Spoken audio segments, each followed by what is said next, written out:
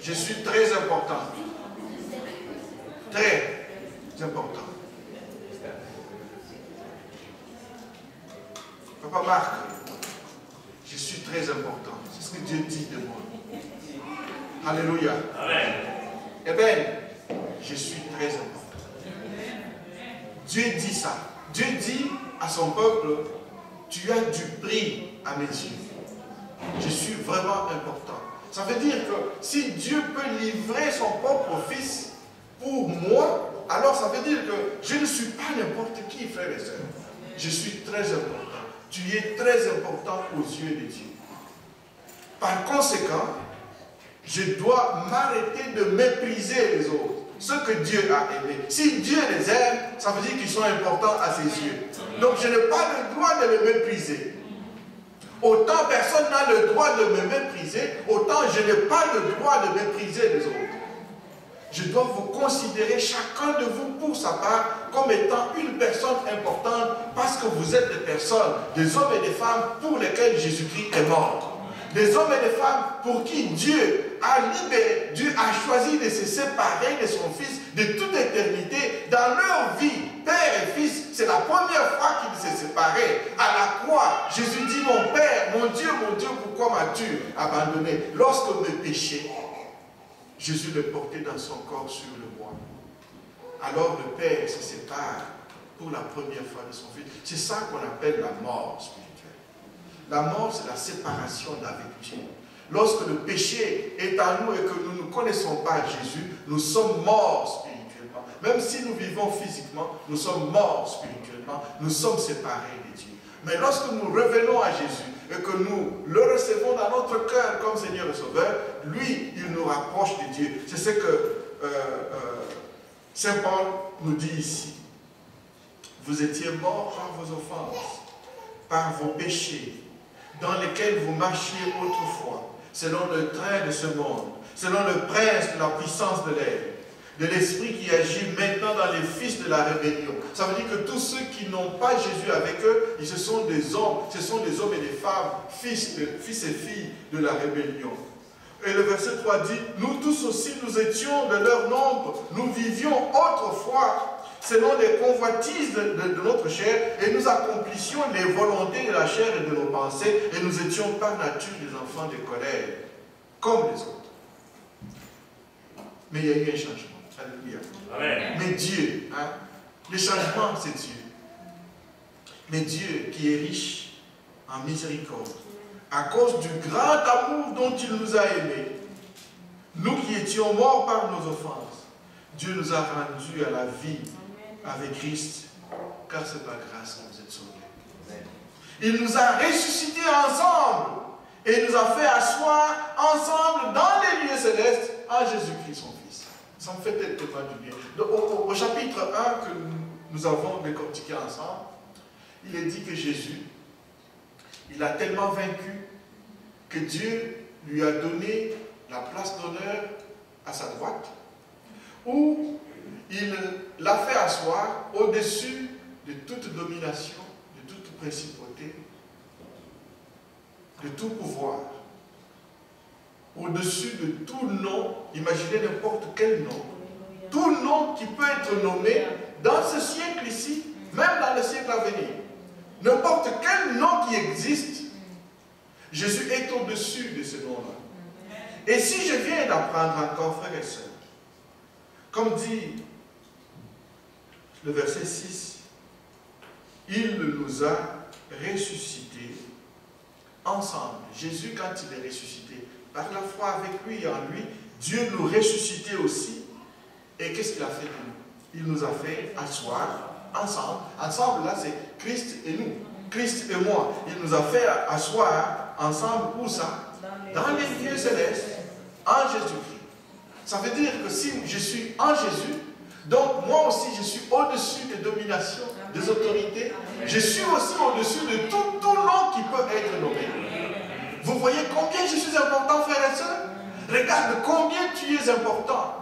C'est pour cela, lorsque les difficultés de la vie viennent, il faut savoir qui tu es. Rappelle-toi qui tu es. Quelle est cette nouvelle identité que Dieu t'a donnée? qui tu es, tu vas être l'objet de maltraitance de la part de l'ennemi. Parce que tu auras oublié qui tu es. Rappelle-toi qui tu es. Rappelle-toi ce que tu es, c'est parce que tu penses que tu es. Ce que tu es, c'est ce que Dieu dit que tu es.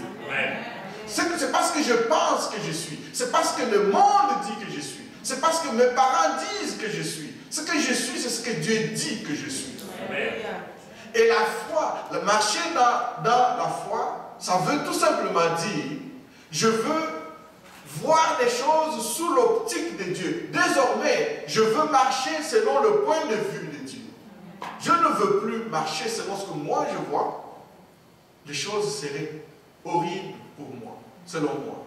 De mon point de vue, de ma perspective seule, lorsque je regarde la vie, parfois, je ne sais pas voir le bout du tunnel.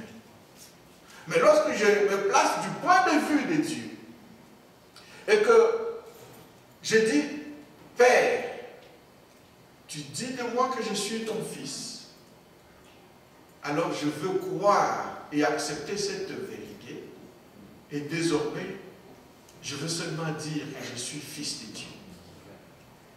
Rappelez-vous qu'au chapitre 1, l'Éphésiens, au verset 3, Saint Paul, l'apôtre, vient bénir et rendre grâce à Dieu. Il dit, béni soit Dieu, le Père de notre Seigneur Jésus-Christ. Il nous a bénis de toutes sortes de bénédictions spirituelles dans les lieux célestes en Jésus, son Fils. Il n'y a pas une seule bénédiction spirituelle qui n'est pas l'objet, qui n'est pas notre lot, notre héritage. Frères et sœurs, si vous ne jouissez pas de tous les trésors de l'héritage de Dieu aujourd'hui, quand est-ce que vous allez le faire? Si je ne peux pas jouir de la prescription universelle dont on a entendu parler aujourd'hui, quand est-ce que vous allez le faire? Parce qu'après la mort, il n'y aura plus de maladie. N'est-ce pas? Ben, vous n'allez pas me dire qu'après la mort, vous souffrirez encore. Si Dieu dit que par ses vertus nous sommes guéris, alors c'est aujourd'hui que j'ai besoin d'être guéri. Et non pas après la mort. N'est-ce pas? Voilà des privilèges que nous avons, que les fils et les filles ont. Si je suis citoyen céleste, j'ai droit au vote là au ciel. Je ne sais pas si on va voter, mais en tout cas, je voudrais faire un peu de comparaison avec ce qui se passe ici, sur notre terre. Tout citoyen de ce pays a droit de vote. Tout citoyen de ce pays, il peut se présenter pour représenter les autres. N'est-ce pas? Tout citoyen de ce pays, il a droit à la protection de son gouvernement. N'est-ce pas? Tout citoyen de ce pays a le droit de protection de la part de la police. C'est vrai que même si la police, même si on n'est pas citoyen, il doit toujours intervenir. Mais combien plus encore si on est citoyen du pays? Quand on est citoyen céleste, on a des droits. On a des privilèges. On a aussi des obligations. Tout bon citoyen, c'est un citoyen qui paye ses impôts. N'est-ce pas? Vous deviez aussi dire oui avec beaucoup de courage. Il faut que vous payiez vos impôts. Ça, c'est une obligation d'un bon citoyen. Un bon citoyen, il prend soin de son pays. C'est pour cela que j'apprécie beaucoup les jeunes qui sont venus prendre soin de notre cours. Hein? Ça montre qu'on est des bons citoyens aussi. Nous devons faire cela, frères et sœurs. Et ça, ce sont des obligations. Nous avons des privilèges, nous avons des droits, mais nous avons aussi des obligations. Dieu a des droits envers nous. Dieu a aussi des obligations envers nous. Déjà, son soleil est levé aujourd'hui sur le méchant et sur le bon. N'est-ce pas? Il l'a fait aussi pour nous, c'est vrai. Lui, il est tellement bon, il est tellement miséricordieux que même pour ceux qui ne l'aiment pas, il leur accorde aussi des rayons de son soleil. Et il veut que nous, qui appartenons déjà à sa famille, à sa maison, que nous allions aussi dire aux autres, revenez un peu à la maison. Il y a de la place pour tout le monde dans la maison de notre Père. Jésus est venu nous partager cette vérité. Il dit à ses disciples, il y a beaucoup de place dans la maison de mon Père. Je ne veux pas être là seul. Voudriez-vous aussi venir? Il y a beaucoup de place. Je m'en vais vous préparer une place. je vais vous préparer une place et je reviendrai. Vous cherchez. En attendant, vous aussi allez parler aux autres que Jésus a dit qu'il y a beaucoup de place dans la maison de son Père. Revenons ensemble, préparons-nous, attendons-le avec patience, parce qu'au moment fixé, au jour J, la Bible dit que ça va être un jour de joie, mais ce sera aussi un jour de pleurs. Un jour de joie pour ceux qui auront accepté Jésus, pour ceux qui l'auront aimé, pour ceux qui l'auront vraiment attendu. Mais ce sera aussi un jour de pleurs, parce que c'est un jour où il n'y aura plus de repentance. Ce sera trop tard pour dire à Dieu, je veux me repentir. Il n'y en aura plus de repentance. Ça veut dire que si vous ne vous êtes pas repenti aujourd'hui, en ce jour-là, ce sera trop tard. Ce sera comme ces 5 vierges dont le Seigneur a parlé, qui ont eu, elles aussi, le message de l'époux, de préparer toutes choses, mais qui ont négligé. Négligé de ne pas avoir de l'huile pour entretenir la flamme. Alléluia. Amen. Frères et sœurs, avez-vous suffisamment d'huile pour entretenir la flamme de votre amour pour Dieu, la flamme du service, la flamme du sacrifice pour Dieu? Avez-vous maintenant, en ce moment, suffisamment d'huile avec vous? Ou est-ce que vous serez de ceux à qui le Seigneur dira, je ne vous connais pas? Ils frapperont sur la porte. Le Seigneur dit, vous imaginez, ce sont des mots très durs.